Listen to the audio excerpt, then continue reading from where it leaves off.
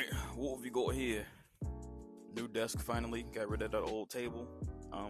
The setup wasn't nothing too crazy. The directions were pretty clear, straightforward, besides the fact they gave me a goofy ass Allen key that to me made the process a little bit harder than it needed to be, but it's whatever, we got it done. I also like the fact that it came with this little LED strip that you can put underneath the desktop stand.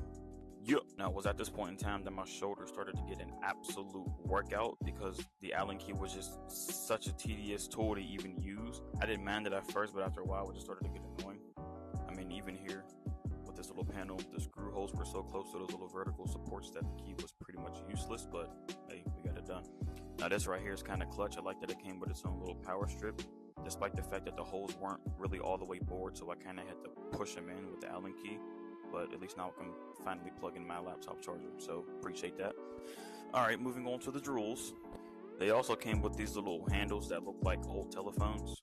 Don't ask me why I did that. So here the screws were too big for the hole, so I got instantly frustrated, but not to worry, I'm usually trying to fit big things in small areas.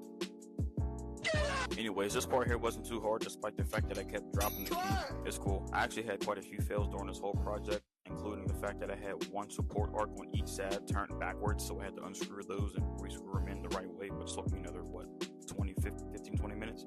Now, these little brackets for the drawers weren't too hard. They were actually the easiest thing I've had to do this entire time, so not much to say there. Last but not least, insert the drawers, and that is pretty much it. Just a new setup from start to finish. Let me know what y'all think in the comments, and I shall return.